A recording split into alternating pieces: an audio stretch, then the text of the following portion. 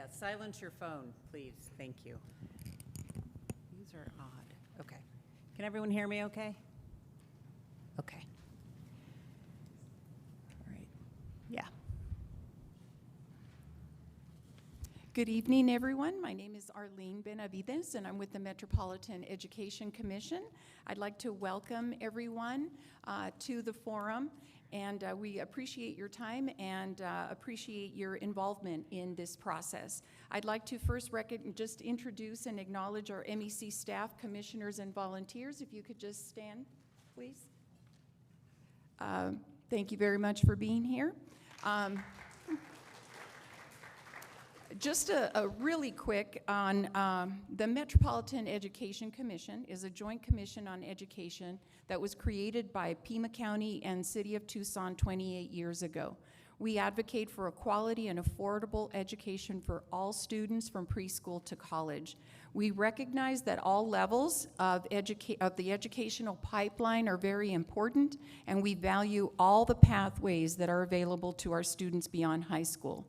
The community college system and its leadership is very important component to the educational pipeline, and it's for this reason that we are honored to be co-sponsoring this forum to give our community an opportunity to meet the candidates and to help them make informed decisions when it comes to election time in November. Thank you, Pima Community College Education Association, for the opportunity to co-host. Very special thanks to Julia Fiello and Liz Ariola for their incredible job at organizing this event. Please give them a hand.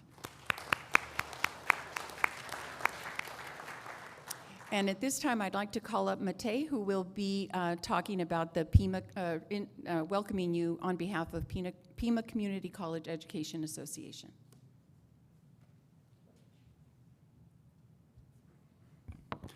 Good evening, everybody. Whoa. Good evening, everybody, and welcome. So I'm so glad you were able to make it. I'm Matej Boguszak. I'm currently serve as president of PCCA, our faculty association here at Pima. And these are critical times for the college, and I think more broadly for democracy. So I'm really happy to see you turning out and taking interest in issues of public interest. So I would just like to, again, take a minute to thank the college for hosting this event, Libby Howell and her staff for helping promote it, the Arlene Benavides and the MEC for helping us co-sponsor, Sarah Garrett-Gasson, who has graciously agreed to be our moderator tonight, and of course the candidates for caring and for being willing to serve on our board. Let's see. So again, so Arlene, you already thanked them, but I would especially, again, like to recognize Julia Fiello, biology faculty, and Dr. Liz Ariola they did a lot of work putting this together in a very short time, just about 3 weeks. So I'm, again, happy to have everybody here. Welcome.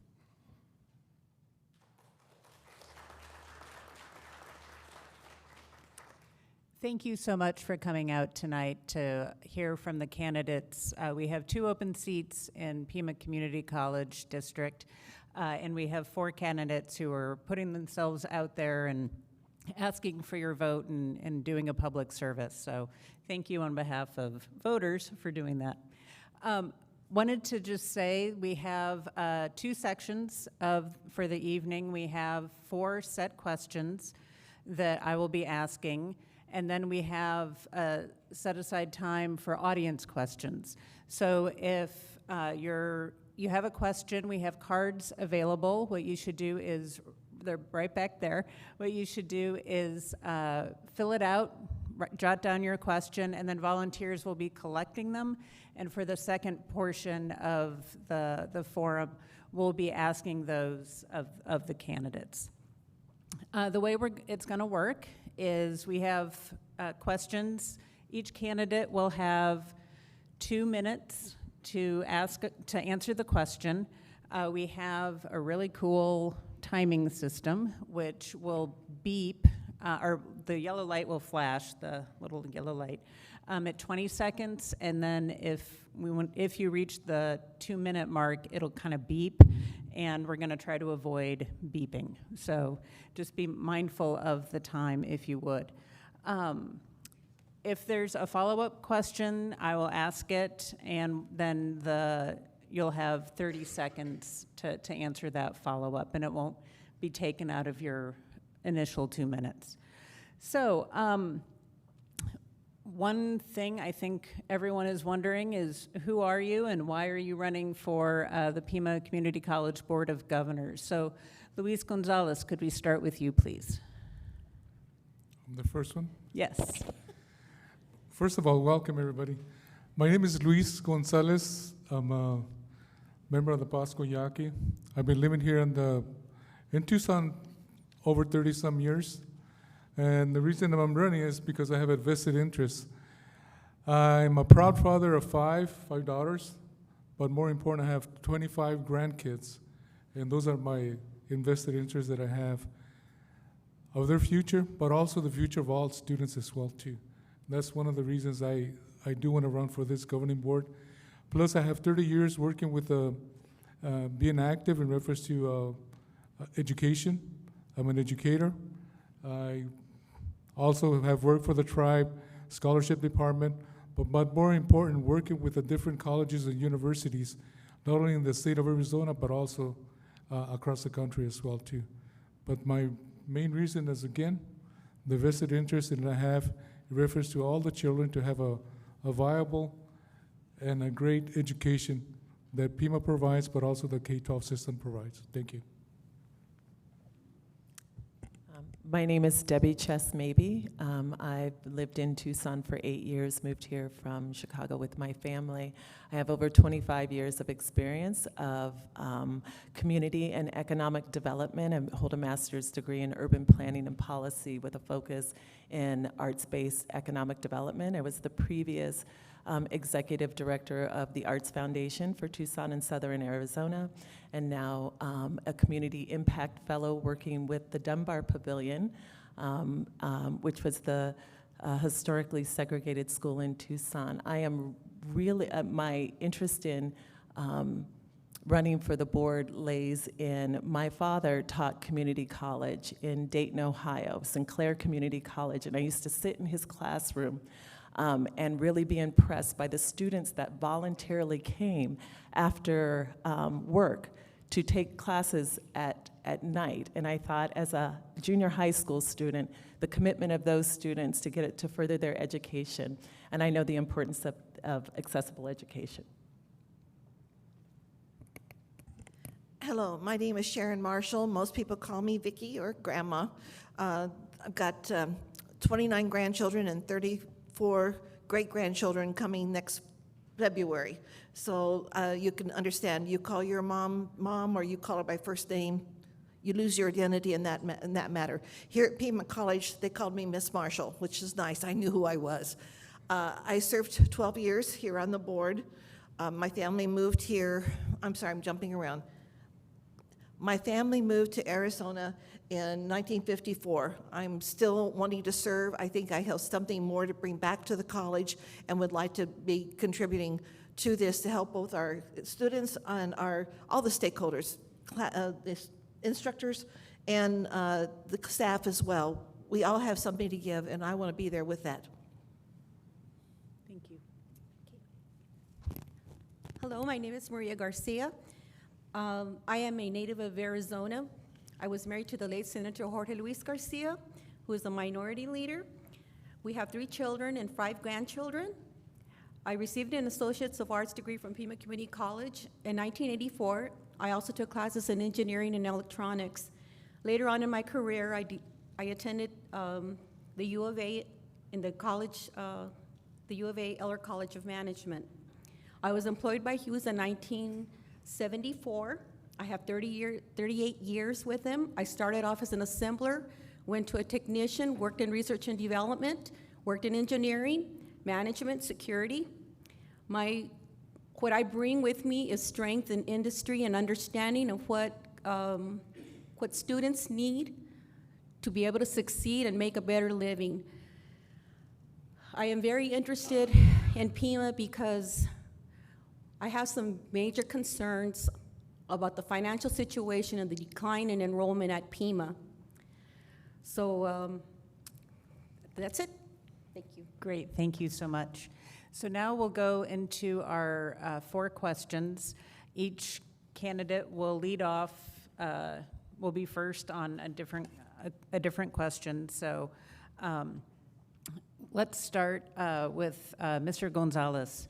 So the first question we have, and remember you have 2 minutes to answer. The yellow light will go on at 20 seconds. What do you believe is the top strength of Pima Community College, and what is the major challenge facing the college today? What is your plan for addressing that challenge? I believe in the top strength that Pima Community College has is not only the faculty. I think the faculty is strong, but more important, the students. I think that without the students, we would not have a community college. And the reason I say that is because I'm a firm believer in education, but those young people, but also non-traditional students are the future of the community, and that provides the economic development that we need. The major challenge facing the college today, I think, is the decline of enrollment. I think the enrollment needs to be addressed and looked at various ways and how can we increase that enrollment. The other one, what is your plan for addressing this challenge? Addressing this challenge is going to be difficult for the college to come back, but I think it's, I'm an optimist, and I'm very optimistic that we can do that, change the course of the enrollment, but we need to look at all levels and look at all options and also the perspective, what can we do as a community? But what can we do also as staff in reference to helping each other out to increase the enrollment? Thank you.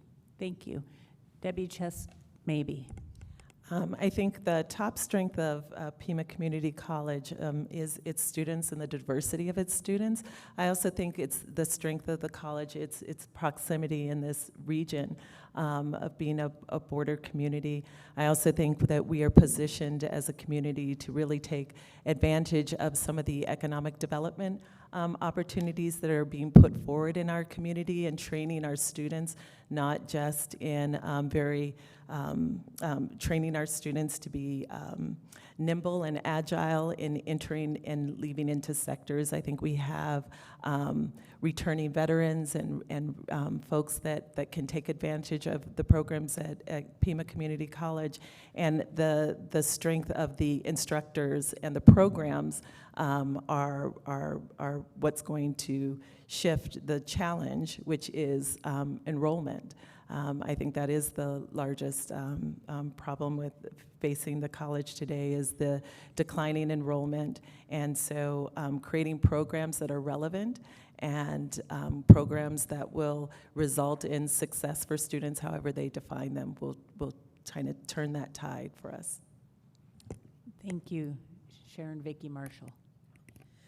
Thank you. The top strength of the community college, it sounds very false, but I honestly believe, and if you've known me for any length of time, I believe our greatest strength is the quality of instructors that we have here at Pima College, the staff that is ready to greet you when you walk in the door, and our police department is magnificent. I love our employees. I think that they have so much to give, and always have. They always step up to the plate when they're needed. But we also have the ability to reach out to Pima County and bring in the students that aren't quite ready to go to a four-year college, that may not be ready to go into the workforce. We have that ability, and we should be mentoring those people so that they can be successful when they transition from from Pima Community College to a four-year college, to an occupation, or to whatever else they plan to do with their career. What is my plan for addressing that challenge? I thought, because I've been away for a while, that maybe perhaps I don't know all I think I know, and that maybe I need to give some more time to talking with people and hearing what existing plans are there and how I might be useful in modifying them or encouraging them or working with what's there. Sometimes when we were on the board, we found things were there, we just had to get on board with it. And so if it's something I can support, I want to get out there and do my level best to do that. Thank you, Maria Garcia. Okay. Well, one of the major strengths of Pima Community College, and I gotta say that since I was a student and I graduated from Pima College, is that the instructions and the faculty members and the tutoring programs that they have. I also have to say that I believe that Pima has, unfortunately, is not providing some of the services that they should have had. There was 6 major component areas: non-credit courses, workforce development, the 2-year transfer program, and somehow, in the technical training, somehow Pima has gone away from that. What would I do to change that? I have to do more research into that. That's all. Okay, thank you. Our second question, Debbie Chess-Maybe, will be our first respondent. The college currently is facing budgetary hardships caused by expenditure limitation laws. As a result, faculty, staff, and administrative positions have been cut. Please discuss your ideas for improving the financial situation at the college in light of decreasing enrollments. I think that that type of situation requires a lot of examination of why and how those situations have occurred, and to suggest a solution to that without really looking deeply into the causes and to the implications of solutions around that would be irresponsible at this point. And so I think the best way to improve a financial situation is to look at the books and to look at and to do a deep delve into the why and how you're at the situation you're at, and to be very critical in the analysis of the situation. Again, I think it's not a prudent thing to do to suggest a solution without knowing all of the information and not knowing all of the resources available to rectify the situation. Thank you. Sharon, sorry. Vicki Marshall. Hey, that's all right. I've been married. I've been called worse. Introducing myself, that time went by like that. Now it seems to go on. So I hope you appreciate the fact we're finishing up before we have to. The college hardship, budgetary hardship, I can only remember one time when we didn't have a budgetary hardship. That's one of the hard things that this board will have to do, is get down and review it. I remember the chancellor coming to us with his plan, and he was prepared to fight for his plan without us really getting much to put into it ourselves. I would have liked to have seen us taking a more hands-on position with that. But when it comes to... Excuse me if I could interrupt. Which chancellor are you referring to? I'm sorry, Chancellor Flores. I haven't worked with on the college, on other committees, but not for this not as a board member. I'm sorry. Okay. Yes. I haven't worked with Chancellor Lee, and I would like to be able to know more what he has in mind and what he has plans. And I think that it worked well when the board members got up and we went up to Phoenix to talk to the legislature on things that needed to be done. I think maybe we need to do more lobbying, not just with the legislature, but the city, Pima County. We're Pima Community College from Pima County, and the county, I feel, should be more helpful and supportive of us too. But sitting down and using all the stakeholders to get together and be able to discuss these issues. And money never was fluent in my house, and it never was fluent when we were on the board. We've got to work together and pick out our priorities, but our employees, our students must be top. Thank you. Maria Garcia. The budgetary problems that we're presently having, I believe, is due to the declining enrollment. We're at the present time at 39% decline in enrollment within the last 10 years. As a matter of fact, from 17 to 18, we've lost 2,500 students. A lot of the revenue that Pima Community College has comes from students' tuition. So I think one of the things that we need to do to improve that is to try to increase our enrollment. How do we do that? I think we need to go out to the businesses and industries and try to solicit more people. We need to get out in the community. One of the things that I have observed is the fact that for being a Latino, Hispanic community, we don't have any advertisement at all in the Mexican stations or the Latino stations. Why is that? So I think a lot of our decline is our own fault and with the board members that are presently serving. So that's it. Do you have an example to share with the actions of board members that are currently serving? Is there something specific you're referring to, or is that more of a general comment? It's more of a general. Okay, thank you. Mr. Gonzalez. Reference to the college facing the budgetary hardships with the caused by the expenditure limitation laws. I think we, as mentioned here before, is we really need to look at what was the budget and the causes. I don't think we have informed information to be able to make the case here. But I would say, in reference to trying to recruit more money, I would do collaborations or do partnerships with different organizations out there. I think that's one area that we can also help each other out. I think it's a win-win situation. The other is, as a lot of the colleges and universities do, is trying to get external dollars. Apply for those grants out there, being state and federal. I think that's another area that we need to emphasize, but more important, continue doing as well too. Improving the financial situation of the college in light of the decreasing enrollments, I would just have to say that together we can do a lot, but I think we need to plan and devise a comprehensive plan reference to these financial burdens that we have right now. Thank you. Thank you. Our next question, we'll start with Sharon Vicky Marshall, Ms. Marshall.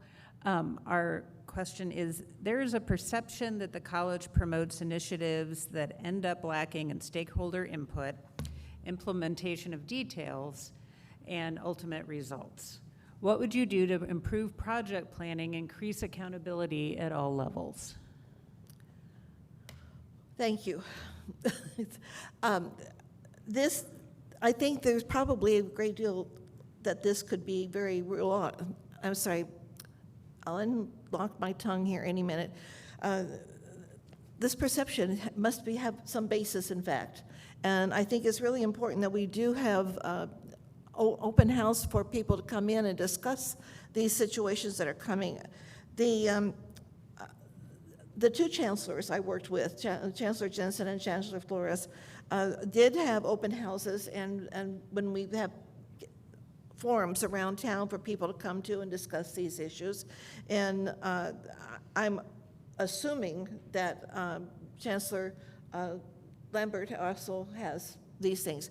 But people can tell you that when I was on the board, I started going around to the different campuses, and I not only took classes here and got my associate's degree here too, but I went to classes, I went to different situations, I went to all the forums. I didn't miss any of the open houses or things because I wanted to walk around and hear what people were saying. And then I think we have to be held accountable. There should be a list of these things that we gather from the different stakeholders. And let's face it, we're all stakeholders. Even if we don't work here, if we're not a student here, we're paying taxes here, that makes us a stakeholder too. And we should all get together and put in our 2 cents worth and make it come out with $1. Thank you. Ms. Garcia. The initiatives that Pima Community College presently shows, I'm going to give an example. Okay. At the present time, Pima Community College is planning on building centers of excellence. There's a lot of money being spent on that. Where did the College Board get the information to go set up such a center? Spending money on the Tucson Inn, a historical building that now has to be renovated, when in fact we're at our facilities are not at capacity. So I don't believe that, I think we need to do more as far as getting out and understanding what the real needs of the community are. I am sorry, but I just don't believe that at the present time, our college is addressing the needs of the people of the community. Thank you. Luis Gonzalez.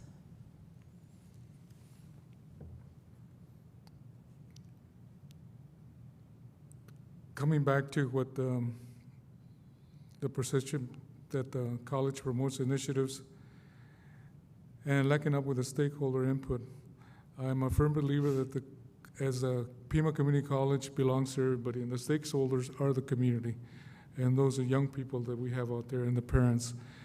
I think we need to establish town halls on a quarterly basis, but also, as I mentioned, provide a comprehensive plan reference to what the board, what the administration is planning to do. And also always maintain a check and balance, because if we're spending more than we can bring in reference to the money from the outside, we're in this situation right now. And that comes back in reference to when we have a low decline of enrollment. To improve project planning, I think it's up to the community. It's up to the community what we want to share as a Pima Community College from the board, but also from administration, because I think the stakeholders, they should have a voice, and they will be the voice, and they also can provide directions. As I mentioned, I think that's one of the most critical area that's very important for the community, the stakeholders. Mr. Gonzalez, just a quick Yes. follow-up. You mentioned several times that you think there should be some sort of plan or way of a document for the way forward so people can know what the priorities are and things like that. Are you saying that there isn't one now and that you would like to do one, or is what is available now not adequate? I've seen what's there, but I think if we need to have it more of a, what do you call, I forgot the word. Visibility. There has to be a visibility within the community. I think that's one of the most important, but sharing it with the communities, with the community, the stakeholders. And the word that I forgot, I came back, is transparency. Thank you. Thank you. Ms. Mabey.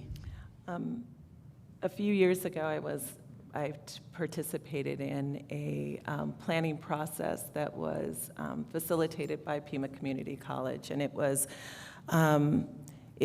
around the table were sectors, many different public sectors, people not associated with the university, but certainly, or the college, but certainly had a stake in its success.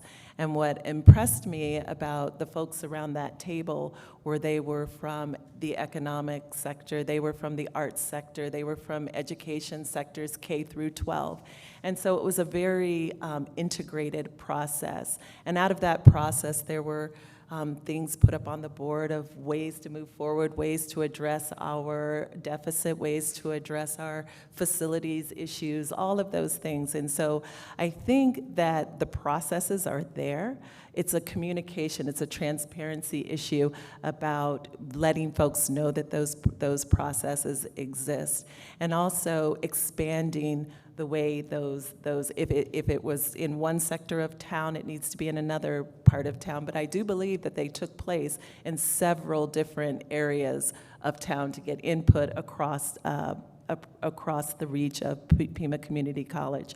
So I do see that that type of work can help with stakeholder input. I think that a lot of work has been done in these last few years, there's been a lot of heavy lifting. There's been a lot of work that has pushed the college forward. Is it perfect? No. Does it need a lot more work? Yes. And that is why we need to continue with the work, continue with these processes that engage community, that are folks outside of the out of the college. And so I think those type of processes. Okay. Okay, thank you. So our final question for this portion, and then we'll move to audience questions. So if you have questions, please get one of the cards, fill it out, write down your question, and we'll have volunteers pass them up. So we'll start with you, Ms. Garcia. Pima Community College has a diversity, equity, and inclusion plan. What are your perspectives on the role and importance of diversity at the college, and which part of Pima's plan do you see yourself advocating for the most? Well, I'm a strong believer in diversity. My perspective on it, I think that we could have more teachers of color teaching in the various areas. We could do better recruitment.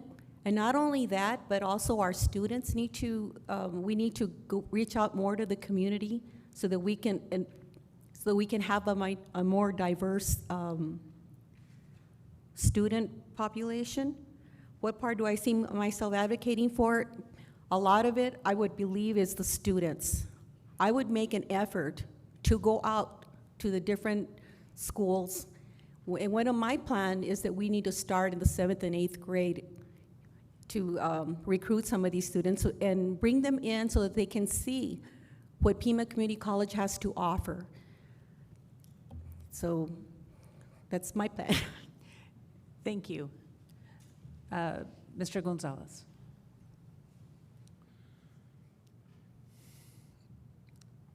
In diversity, equity, and inclusion plan, I would support and also promote it. I think the community, as we know here in Tucson, it's a very diverse population, but I really believe and I really would like for Pima College for us to have more of our local people from the various community here. By local, I mean local teachers, local students, but also local involvement in reference to what's happening within the institution. Which part plan do you see yourself advocating for the most? I think the area that we need to really advocate, and I've always been a firm believer in that, it's the middle school through high school as well too, because those are the primary the years that our young people are developing, and those are going to be our students here at Pima. Not only here, but also continue on with the pipeline, be it at the U of A or even up to ASU. But I think providing those opportunities, those experiences within the system from the the middle school to high school is very critical and important for those development years. Thank you. Thank you. Ms. Mabey. I think the Pima Community College's strength is its diversity.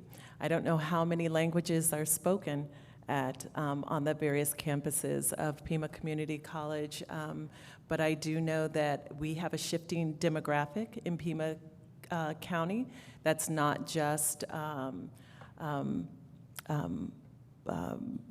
Central and South American. We have African immigrants, we have European immigrants, we have folks coming here from all over the world, and Pima Community College is a affordable, accessible way to re-enter into the workforce, to expound on your education. And so I think it's the inclusion and diversity plan needs to include faculty and staff at all levels that reflect the diversity of the students that are accessing the educational opportunities. So where I see myself in the trajectory of this plan is making sure that there is an integrated level of inclusion and diversity and equity, and even those terms are a little troublesome to me because they've been co-opted in very different ways. And so when we're looking at inclusion, diversity, and equity, we're not just looking at race, we're looking at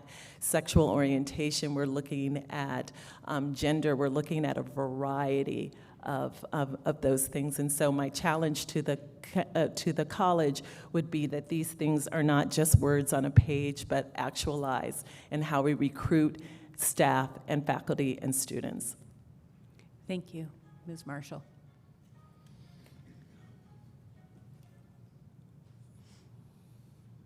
Please go ahead. Okay. I agree with her in that I think that our diversity is very key to what we have here at Pima College. We need to be including all of the groups. Some people may remember when I first came on the board, I had plans. I had laid out, and I thought, we're just going to make this better because I got plans. Well, I included having Pima Community College go through the rodeo parade with signs, get involved with Pima, you know, and it's out there for you, and reaching out to LULAC and reaching out to the Amigos de Pima, reaching out to the A. Philip Randolph Institute, reaching out to all the diverse groups that are in our community and are so special. What do? I got involved with those groups myself. Didn't really make a big difference with Pima College. We never got in that rodeo parade, but we did what we can and reached out to the different groups that we can. I'm sorry, I haven't seen enough of the current plan to know what I would like to jump in on. I would like to, that's one of my problems. There are a lot of things that I think that the chancellor has done or the board has done that I'm not really happy with, but because I haven't seen the initial plans, because I don't see what the goal is, the transparency is not there, so I don't really know. I need to know more about what's going on before I can really criticize what I may not know anything about. So, did I go off? No. No, not yet. Okay. You've got time. I want to get involved. I want to know what's going on, and I want to do what I can to help. I'm on call 24/7. I do what anybody can call me anytime. I'm listed, and I answer my phones. I don't screen. I want to hear what you feel. I want to know what I can do in your opinion, and I'd like to see if I can. I was afraid of that. Okay. Okay. We are going to move to the audience part, but I have one quick question for all of the candidates. In the past year, how many board meetings have you attended, and how many, and how have you gathered your information that you're forming your opinions on now? Okay. I've only attended one board meeting, but the information that I have gathered is that I have gone out and spoken to faculty and students. I have read quite a few of the articles that are on the website for Pima Community College. Not only that, I have also kept abreast of a lot of the happenings that have happened since Chancellor Flores was there. So I'm not new to the information that is being given out on Pima. I have followed it for the last 30-some years. Thank you. Thank you. Ms. Marshall. Yes.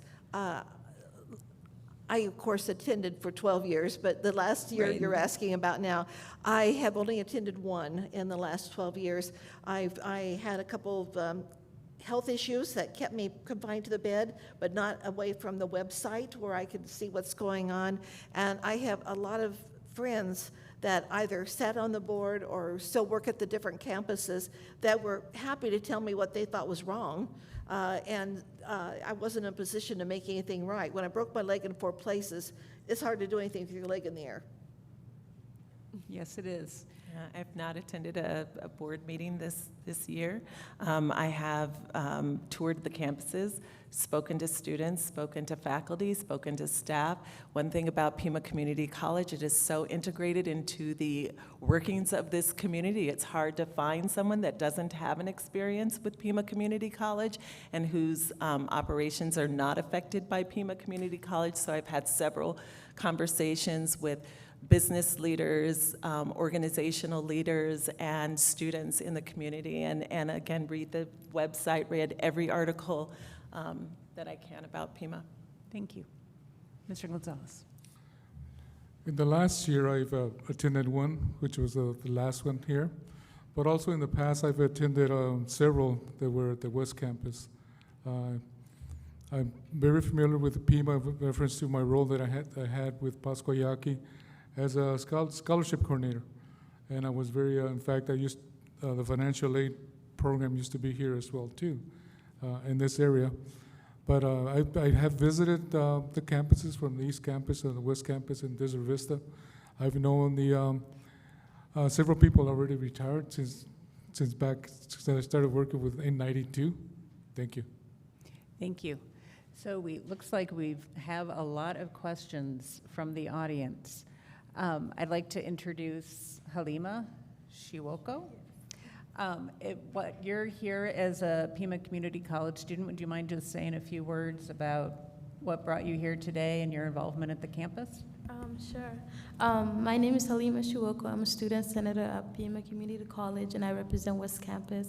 And I'm here today to read out the questions the audience have to say. Excellent. Why don't you start us off? Okay. This is the first question. First, it has a data, so I'm gonna read it. And so what we'll do, she'll read the question, and then we'll start back with Mr. Gonzalez for questions that are open to everyone, and then if there's a specific question for a specific candidate, we'll let you address that, and again, we'll have 2 minutes. Okay. Data shows 80,000 adults in Pima County lack a high school diploma. 5% live in linguistically isolated households. Adult education in Arizona has been level funded since 1997, except for the 3 years, 2010 through 2013. Oh no, it's a Oh, this is all one question? Yeah, it's a data, and this Okay. is the question at the bottom. This is all one question. All right. Do I just read the question? Is there a shorter question we could start with? Okay. Yeah. Tucson has a large. Can she speak? Okay. Tucson has a large Native American communities, including the Yaqui and the Tohono O'odham communities. How do you intend to reach these communities to promote attendance and completion of degrees for programs? Would you repeat the question? Sure, we'll repeat the question. Tucson has a large Native American communities, including the Yaqui and the Tohono O'odham communities. How do you intend to reach these communities to promote attendance and completion of degrees or programs? Mr. Gonzalez. For the Pascua Yaqui and Tohono O'odham, the question was how can we For outreach to the outreach, to the okay. Native American community. Well, one of the things that Pima in the past has had an outreach liaison, tribal liaison, and that's one area that needs to be reintroduced. I think both the Pascua Yaqui, the Tohono O'odham, the second largest tribe in the state, Pascua Yaqui being the third largest in the state. I think we have a lot of young people out there that are very interested in Pima College. The outreach is for one, the tribal liaison. Second is for one of the community members that has gone through Pima, that has graduated, be the recruiter for the outreach for Pima College as well too. I think who's better yet to be the role model than a community member. And more important, if we have parents out there, those are the parents that need to talk to the young people as well too. Thank you. Debbie Chesney. Yeah, I think the outreach coordinator position is really important. I know even in the high school, some of those have been cut, those positions, and so reinstating outreach coordinators in communities is key to additionally some of the other things that Mr. Gonzalez identified as outreach tactics. Thank you, Ms. Marshall. I'm sorry, I really was having trouble catching Okay. exactly what you're looking for. It was outreach for retention and completion of degrees and programs to the Native American community, including the Yaqui and Tohono O'odham nations? Okay. Certainly, I think we need to have people reaching out to everybody in the community, all the various peoples, including the Native American tribes and nations.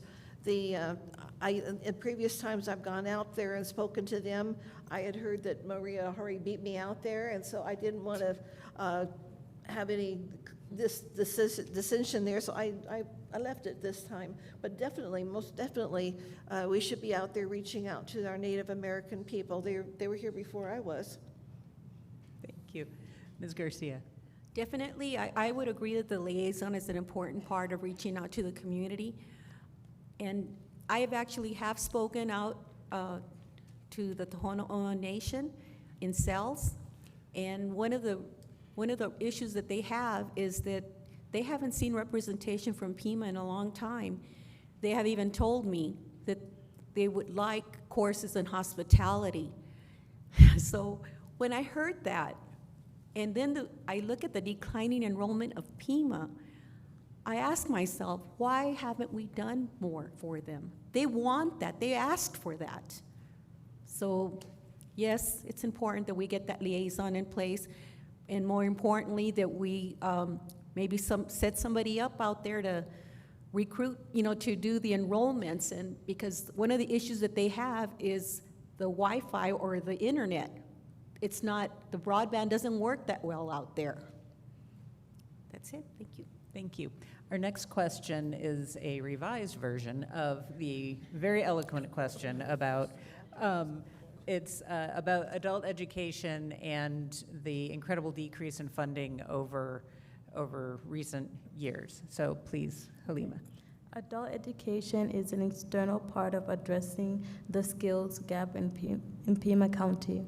What will you do to ensure ongoing and even increased fundings and support for adult education programs at Pima Community College in Arizona? I think a big step towards that is program evaluation across the board, looking at all the programs that Pima is offering and what programs remain relevant, what programs are no longer working for the students that are enrolling in Pima, and then starting from there, starting from a program evaluation piece and looking at where there are gaps in what isn't being offered and what is being asked for, and figuring out ways to bridge those gaps. Thank you, Ms. Marshall. I think I have to agree with what Debbie said.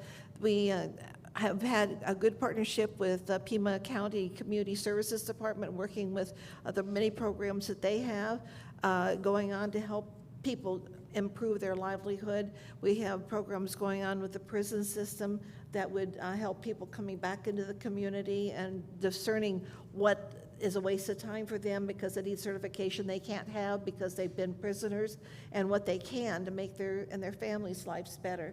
So I think that reaching out to all these different stakeholders, is very key. Thank you, Ms. Garcia. I think the outreach would help. It would help if we would to go to the community centers that we presently have, the healthcare centers, to try to recruit additional people and show them what Pima Community College adult education has to offer. Even the businesses, there are some businesses whose employees need adult education. We could reach out to them. We could try to coordinate and trying to see if they would sponsor some of these employees so that they would pay the tuition, or maybe even try to do a grant of some kind so that they can obtain free of charge. Most of these people that need adult education don't have the funds to be able to attend school. That's it. Thank you. Luis Gonzalez. In regards to the adult education, I know that the adult education is not only all adults, but they're young people, 16 and 17 years old. One of the things that Pima needs to do is increase the money in that area, because a lot of our young people also exit from high school, so they tend to get their GED program. But also we need, the other area that we really need to look at individually of all the adult education, but also the young people, is their learning styles. I think we need to accommodate them in reference to how they learn, how they how they read, and how their performance, and also get a good performance or academic performance evaluation on all of them as well too. But I think the key is the learning styles of each individual that's different. Thank you. Our next question. How would you address the issues of Pima Community College not receiving state fundings? State funding, or how would we Pima address Community the issues of state funding? How would we address the decrease of state funding? Zeroing out? Yeah. Yes. Yes. Thank you. Please, Ms. Marshall. I think that we need to decide if it can be a possible priority to do this. Over the years, it seems like the state keeps pulling out more and more and more till I understand it that there's nothing virtually coming from the state anymore. So do we want to have to jump through all their hurdles and hoops and answer all their needs to apply for a 10% or 2%? Or do we want to say, okay, let's do something else? And I'm not suggesting we go out and do car washes and bake sales, but there has to be other things in between that we can do. And I think targeting other stakeholders in our community that want to see Pima College succeed and take care of our community, they're out there. We just have to reach out and find them. For instance, I know it may sound kind of silly, but one aspect that I felt that we've been overlooking now that I am a past governing board member, we don't reach out to the ones that are still kicking and ask them if they have any ideas now to help us further this, or how they are in the community already, how we can use them to widen our spheres. Okay, thank you. Ms. Garcia.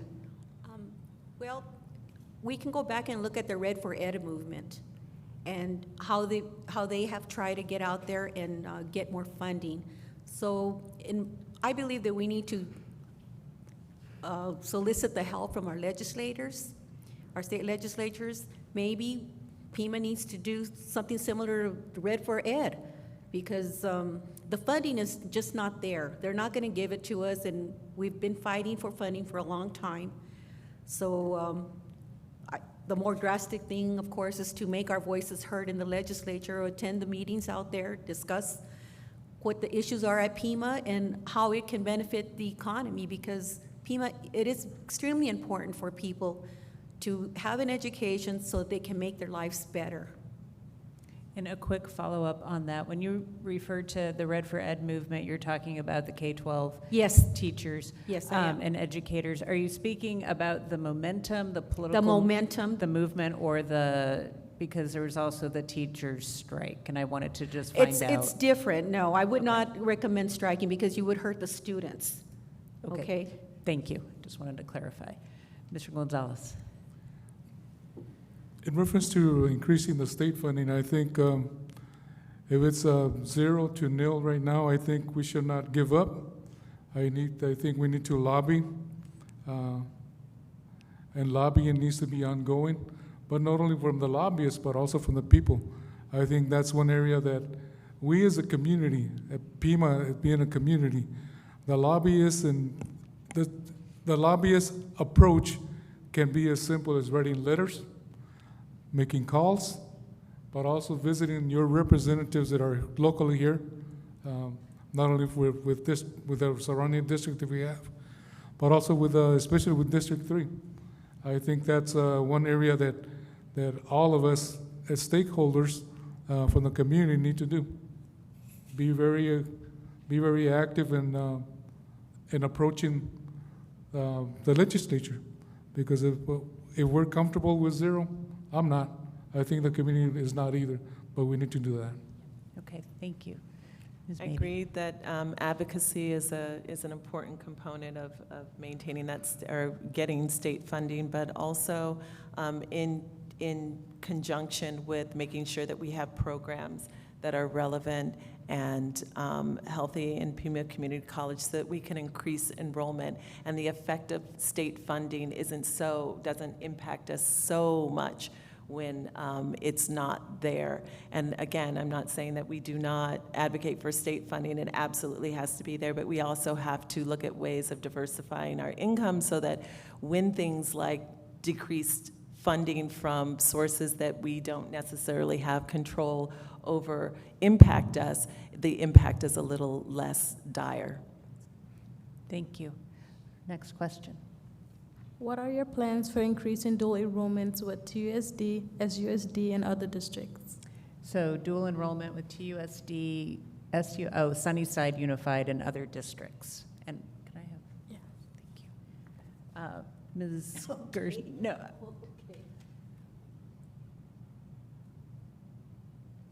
Well, I know that we presently have liaisons resource officers going out to the different schools to try to get increased enrollment. I think we need to maybe have meetings, open town halls with the parents, so that you can bring them in and show them what Pima has to offer and how it's a lot more cost effective, especially, in some of the high schools. I believe that they also give them grants or help with tuition in some cases. And so I think that, working more with the schools, but then again, remember, starting at an early age, 7th and 8th grade, start bringing them in so that they can see for themselves, where they can be. So you can't start in high school. That's it. Thank you. Mr. Gonzalez.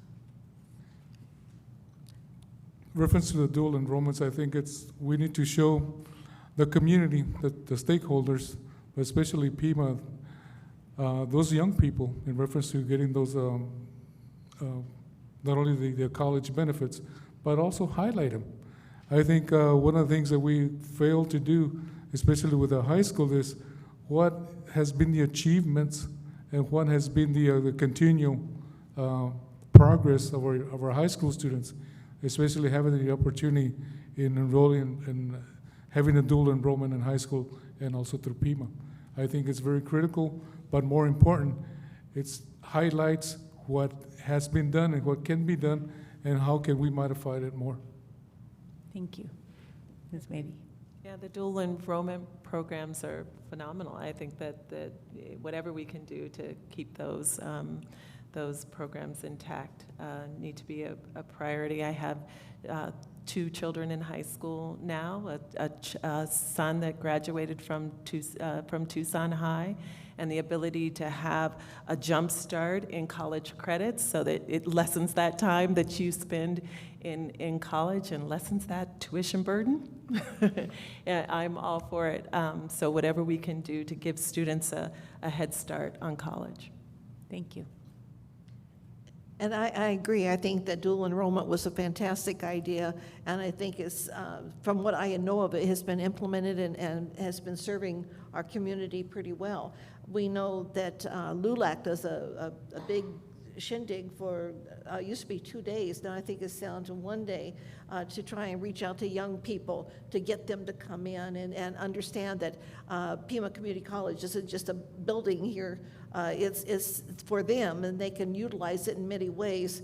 I think maybe, if we could do more of those, not just LULAC having to sponsor that, but maybe we get other groups to come in and offer that, if they've got the outreach to get the people to get in. But I think that's where we have the dual enrollment. We can get them through the high school. I've forgotten the name of the group that does that, that already is in place, that reaches out to the high schools and brings them in. I used to go to their graduations to be there and shake hands and say, keep on what you're doing, keep on. It's just a first step to go to the college and get the career of your choice. And I do go to the one that's put together down in South Tucson, the Los Artes, and I have given a couple of scholarships to some of them, because some of them are just outstanding credentials when they come up in the high percentages, and you know that this kid's a winner, but he's got a lot of baggage he's having to carry economically, and with maybe a child or two already in the family. And so I think it's important if we don't only reach out to them and not just give them verbal, but be there. I worked with the Amigos de Pima to raise monies for scholarships so that we can reach out to kids and do this. I think we need to maybe sponsor or at least promote, support, endorse more activities of that nature. Thank you. Next question. About 40% of the students are Hispanic, and only 16% of the full-time faculty are Hispanic. How are you planning on making the chancellor accountable to reach out and engage in the Hispanic community? So the difference between 40% of the students who are Hispanic and only 16% of the full-time faculty. So how do you plan on making the chancellor accountable to reach out and engage with the Hispanic community? And I'll pass this down as well. Mr. Gonzalez.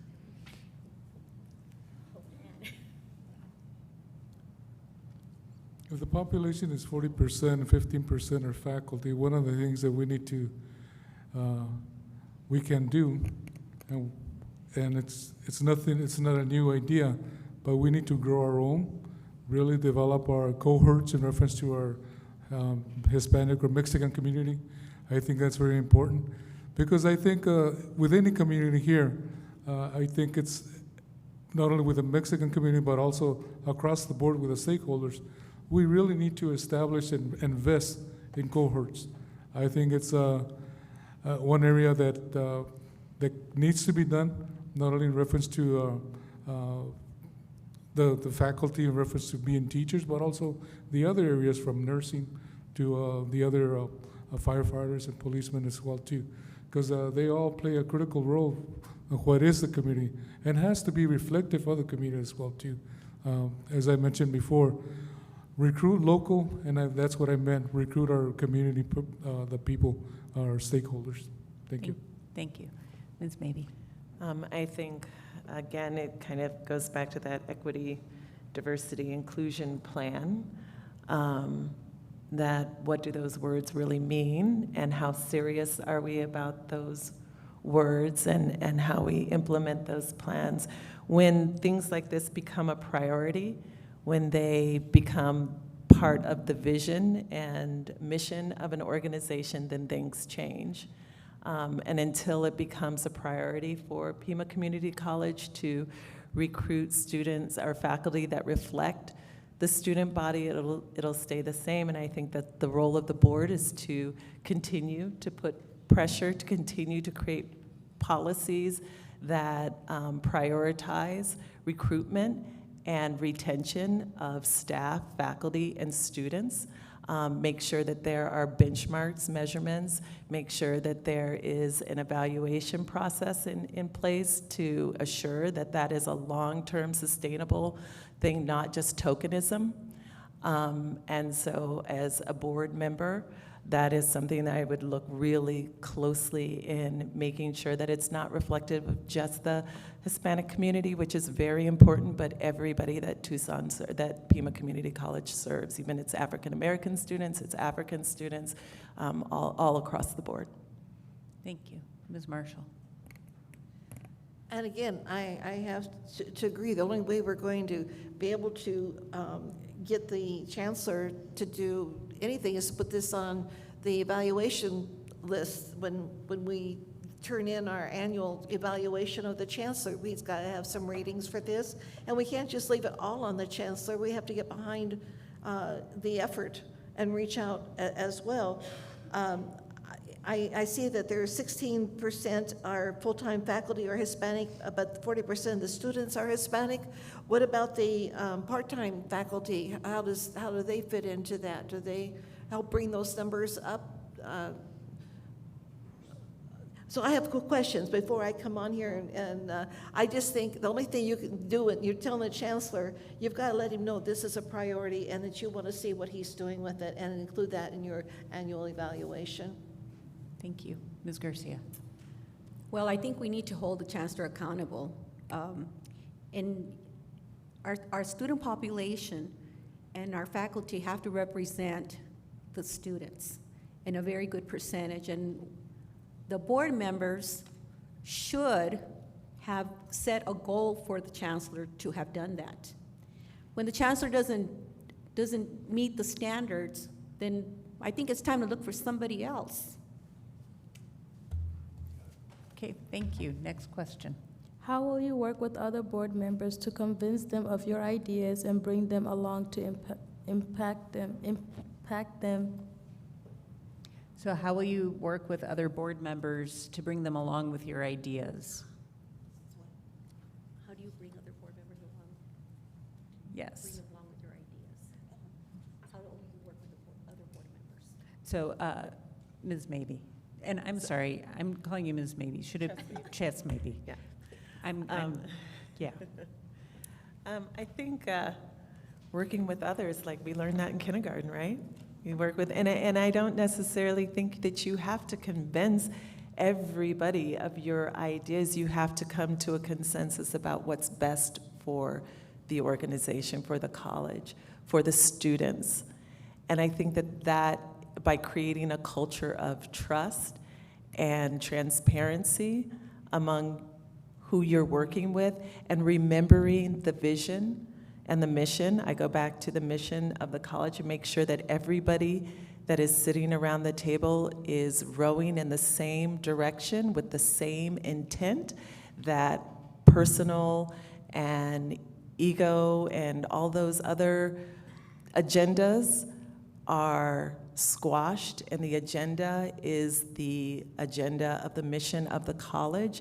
That's how you work with your fellow board members in coming to a consensus on what's best for the students, the faculty, and the people in the community of Tucson and Southern Arizona, Pima County. Thank you. Yes, Ms. Marshall. When we're on the board, we need to leave any personal agenda at the door, because we need to work together for the benefit of all the stakeholders. We are all here to support Pima Community College. If we're not here to support Pima College, then we need to be looking at giving our energy someplace else. When I was on the board, we had Republicans, a Libertarian who's in the audience, as well as Democrats, but we're nonpartisan. We can't leave that as part of our personal agenda. Pima College has to be our goal, and the betterment of in the community for all stakeholders, which includes taxpayers, students, instructors, staff,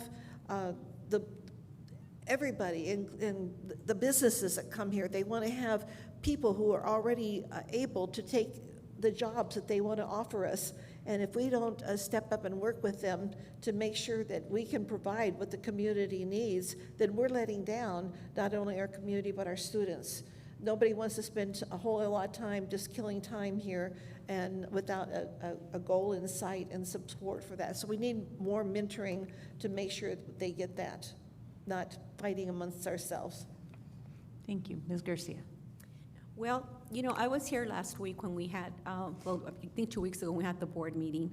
And one of the things that I realize and that I've always thought about is the fact that we have to be respectful of one another as board members, that we all come from diverse backgrounds, that we bring different ideas, but again, our overall goal is to do what's best for the community, for the faculty, for the students. So I don't know how you know, after observing last week's board meeting and my sense of disrespect for another board member, I would hope that we wouldn't do that we would respect each other and hear each other out, because that's what I plan on doing. Thank you. Thank you. Mr. Gonzalez. In working with other board members, I think we need to look at what is a priority. As PCC, as board members and administration and as teachers, we want the best. We want the best success for our students, but also the best for our employees as well too. I think that's one area that we need to look at very carefully, but also maintain a balance. I think that when we have a positive environment, it's a win-win, no matter what we can do. But I think that's always maintain that balance, but also looking at what other areas do we need to look at. For example, if a student is in need of special curriculum or needs of attention, I think we as a whole, the stakeholders of the community and the college really need to look at. But I think the more important thing that has to be done in reference to our board members is we're going to be sharing a lot of ideas. All I can say is that we can agree to disagree, but for the positive of the community, the stakeholders, the students, and employees. Thank you. Thank you. Ms. Chess, maybe. And again, I apologize. You've already did. Yes. Thank you. Sorry. I actually have a follow-up question, which segued from the last one. And so, Ms. Marshall, you were on the board previously when Chancellor Flores and all the controversy and difficulty around that happened with the governing board and the Pima Community College as a whole. I'm curious, I'd like you to answer, what would you do differently this time, should you make it onto the board? And then for the other three candidates, how do you see the relationship between the governing board and the chancellor? So, Ms. Marshall, could you start us off? Were you referring to the reports that came in? However you would like to, how you conducted yourself as a board member, anything, lessons learned from all of that? I truly think I made the effort to reach out to employees by going to the different campuses and being involved in anything that I was invited to. It was fair warning, you invite me, I come, because I wanted to know what was going on. And yet, so many things weren't told to the board that we didn't know about until it already hit the papers. And that's kind of disheartening, because when you make the effort to do that, you're hoping that they will have that community response, that communication with you. My main concern was the accountability for the chancellor. We didn't pin him down to some of. She's got a red light at me. Oh, no, actually, this is a regular question. Sorry. Yes. I was afraid it was going. I know. Sorry, I should not have said the magic word follow-up. That was my problem. I apologize. Please continue. We were working on the accountability for the chancellor, to make him more transparent to what he was trying to do with so that we understood that these things should not have ever had happen. They certainly shouldn't have waited 8 years to be reported. We needed to be able to be amongst our staff, amongst our students, and know. I took classes every semester because I felt if I was in the classroom and I was talking with other students, then I would have a better idea what was happening that maybe we didn't see sitting up here on the board. It's a nice, comfortable seat, but it's totally different if you're in there in the classroom and seeing what's going on. The teachers didn't, instructors didn't know who I was. Other students didn't know who I was. Nobody cared. I just wanted to know what was going on, and I think we need more of making ourselves available to the community, to the instructors, to the students, and knowing what's going on. Thank you. Thank you very much. Ms. Garcia. Yes. Yeah. Sorry about that. That's. You asked about what the relationship was. Yes. Well, how do you see what do you think is appropriate, and how between the board and overseeing the chancellor? Okay. Well, I believe that the board members and that the board members are rubber stamps for the chancellor. That they just, whatever he says, that's what they do. And the reason that I say that is because I've read some of the documents, the revised state statute, and what the board is presently doing. And basically what they're doing is that They have delegated a lot of their duties. From what I understand is that a board member cannot go to a college and visit with an employee without letting the chancellor know that they are going there. That's totally against what the revised status states. Not only that, employee salaries, hiring of faculty members, the chancellor brings them up as an item, an action item, but in reality, it's supposed to be the board members who approve them and approve those salaries. So that's my opinion. Okay, thank you. Repeat the question again. Yes, my question is, how do you see the relationship between the board and the chancellor, and how should it operate? How it should operate? And yeah, if you have any thoughts on how you've seen it in action or how it should operate. Reference to the board, I think the 5 elected officials, they're entrusted to really see what Pima Community College has to do in reference to administration and the whole realm. I believe that the board, in overseeing the chancellor is the main person up there, but I think as a board member, I would like a voice, but also some feedback in reference to some of the ideas that the board has. If there's a positive or negative, I think we need to have the audience, but more important, share that information with the stakeholders as well too. I think there's a lot of issues and concerns that's happening right now. An example is the decline of enrollment. What are the factors? What is the current board is hoping to do in reference to approaching that concern and issue? I think those are areas that the community and stakeholders also needs to find out to be transparent. Thank you. Thank you. Ms. Chess, maybe. The role of the board is the chancellor's supervisor, boss. They kind of set policy, dictate dictate the operations of the college, and so the role of the board in working with the chancellor is to set benchmarks and goals and get input from various stakeholders in their decision making, and so that appears very straightforward to me. I don't know what the implication of the question is, but I do know that that is the role of a board, and that is the role of a chancellor. And so as a board member, as an elected official, my job is to make sure the interest of the community is kept at the center of the operations of the college, regardless of who the chancellor is. Thank you. Next. Could I just clarify something? Yes, please.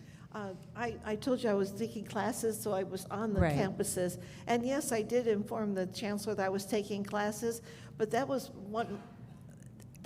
he didn't come guard me in classroom or see who I spoke to or anything like that. I was there as a student. Okay. And we had meetings with the different groups that had on campuses. So, Okay. I mean, they don't guard you. It's more for I understood, for our personal safety. Okay, thank you. Next question. Is there one main cause of the decline in PCC enrollment? Is there a main cause in the decline in PCC enrollment? Do you see a primary cause? Ms. Garcia. I would think that it's, we're not doing enough outreach. That's, I think that could be a reason for the decline in enrollment. Perhaps too, the other thing you need to look at is the economics of the people that could attend Pima Community College. At I think it's what, $82 a credit hour is extremely high in some cases. You know, a long time ago, there used to be pamphlets in the libraries that showed the classes that were being offered. That no longer exists. I'm not really sure, you know, I think a lot of it has to do just basically with outreach, that we're just not getting out there. Thank you. Mr. Gonzalez. I believe one area would be the development of courses that are not there anymore. I think the community and the stakeholders, that would be one area that needs to be looked at in reference to the decline. But also the decline of the enrollment, I think, has to do with the economy. The economy is doing good, doing well, but a lot of our people that they need the additional training, they're okay in reference to where they are. But when the economy is bad, that's when they come back in reference to community college, PCC, to try to raise their certification and their skills as well too. But I think there's a lot of factors that falls into that. But I think that the other could be is the increase of the fees for registration as well too. But I don't have the specifics, but I would like to know what are the specifics as well too, once I get elected. Thank you. Ms. Chess, maybe. I think, of course, outreach might be a part of it, but I also think it goes back to programs, once again, offering things that are reflective of what the marketplace can absorb. You cannot offer programs that for occupations that are obsolete. You cannot offer programs for in sectors that are not, that jobs don't exist in the community for folks to go into. So I think programs, it is at the core of why people come to a community college. It's affordability and the relevance of the education that they will get there. What will my education do for me when I leave these four walls? And if we don't offer programs that offer anything at the end of the route, then why are we here? I also think we have competition in proprietary schools, and so we have to look at how we are competing with those proprietary schools and elevating our game, I guess you can say, to compete with those institutions. And by proprietary schools, do you mean like University of Phoenix? No, well, yeah, proprietary schools are those schools that are for-profit schools that offer education that are for-profit. I don't want to mention like Brookline College, like these colleges that are for-profit. Okay. Yeah. Thank you. Ms. Marshall. I think all of these things that were mentioned have a bit to do with it. I was told that when the economy is down, enrollment goes up. But that doesn't make sense to me. When I don't have the money, I don't put money into classes. I have to have my income being somewhat where I can deal with paying for the classes myself. But you know, I'm not like everybody, and maybe that's truth there too. I know that we need to keep the word out. I know there was some really bad publicity going around there for a while, and that probably hurt us a little bit. There were a lot of shootings in educational institutions, and people were a little afraid of that. You have to overcome the negative, and maybe we weren't doing enough positive outreach and we weren't patting ourselves on the back enough, maybe. I agree with cutting back some of the classes that our people need in the community. We weren't answering the need. And then there was a couple of new classes that I didn't understand at all. They had eight students and 2 faculty, and I didn't understand. I didn't think we could keep a class going on 8 students. I thought we had to have a minimum of 20 to have a class, but I've been wrong before. I was married twice, so you never know. Everybody's different, and I think all of these things had something to do with it. We have to get together and maybe try diverse things to get out. And I just want to clarify, when you say shootings in educational institutions, you were not referring to anything that happened at Pima, correct? No, well, we had, of course, Jared Loftner, but I think our police were right there, and right, we handled that. But just to clarify, there have been no school shootings. No shootings. At Pima Community but around Colleges. The country, there's Okay. been multiples, and Yes. I think even being Okay, anywhere. we understand. Thank Okay. you. Can I add something, please? Really fast. Really fast. Okay, I think also the ease of enrollment has not helped some of the students. Okay, thank you. So we have our last question. How would you change the managing to represent Pima Community College, a positive side to our own communities? We didn't quite get the beginning of that. Could you repeat that? How would you change the managing to represent Pima Community College in a positive side to our own community? Let's see, and I'll pass that down. So the question, the messaging. How would you change the messaging to present Pima Community College in a more positive light to our community? More the outreach, how do you get a more positive message out? And I think, Mr. Gonzalez, you're first up. Changing the messaging.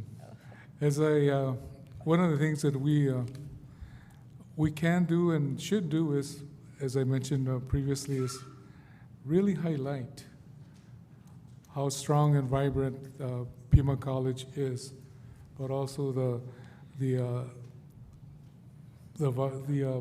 strength that we have within our teachers, the strengths that we have within our students as well too. But I think it's an approach that the community needs to really need to see, hear, but more importantly, listen to. I think, and that's one of the things that we all need to do as the board members here, listen to the people, listen to our stakeholders, but more important, really create the educational facilities, which is a Pima Community College, and the community, which is us, the people out there, to really explore, but come to Pima College. I think we need to highlight the successes, but also really work with the marketing, as mentioned before here, capitalize on what the diversity that we have in those highlights as well too. Thank you. Thank you. Ms. Chess, maybe. Yeah, I agree that we need to highlight our successes. As I mentioned earlier, a lot of heavy lifting has been done to remove Pima Community College off of probation. And I don't think we've celebrated that as well as much as we should have, and given credit to the people that have made that happen the way we should have. Yes, there still is a long way to go, but we have to celebrate our successes. We also have to highlight those programs that are producing students that are excelling. I have many colleagues that are products of Pima Community College, professional peers that are products of Pima Community College, and I think we need to do more to get their voices out and advocate for the value of Pima Community College in our community. But number one, I think we need to celebrate our successes. Thank you. Ms. Marshall. I guess you can tell I'm a pretty back to basics person. Next year will be 50 years Pima College has been in our community. I would put us in the rodeo parade and march us down celebrating. Pima College is you. Pima Community College is you. You are the community. And we are still here. We are still wanting to be your college and get the word out. One thing I noticed when I pulled it up on the internet for Pima Community College, right there in front, it said the College of Jared Lochner. And I'm sorry, that's not what I want to celebrate. Can you get his face off our website? Just keep on trying. Don't stop because one thing didn't work. Try it again. We have diverse communities in our area here. Let's get out to all of them and make sure they know that we want them to be part of the stakeholders, the community of Pima Community College. Thank you. Ms. Garcia. Well, one of the things that I think we could do is our advertisement could improve. For example, like our businesses, when they hire Pima College graduates, that they could show them, showcase that employee that succeeded and now has a job. Also, the salary difference between not having any college and then getting a college degree. The transferring of to the university, the 2-year transfer that we have, showcasing how much money you can save in doing that by taking the classes at Pima. Another one would have been the dual enrollment that we have in the high schools. So that would be my messaging. Great. Well, thank you very much for spending your evening with us. Thank you to everyone in the audience for coming out and everyone watching on our live streaming. I want to thank Pima Community College Education Association and the Metropolitan Education Commission and PCC for putting this on. And Arlene? Yes. One announcement here. Just a correction in regards to the bios, the bios that you received. So for the candidates for District 3, it is Mr. Garcia and Miss Marshall. No, Miss Garcia, I'm sorry.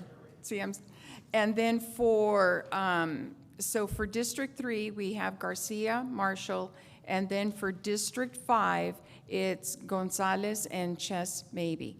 They are correct over here, the way that they are seated, but in the bios, they were switched. So we just wanted to make sure that that was corrected. Thank you. And so thank you very much. And please, everyone go vote in November. Thank you.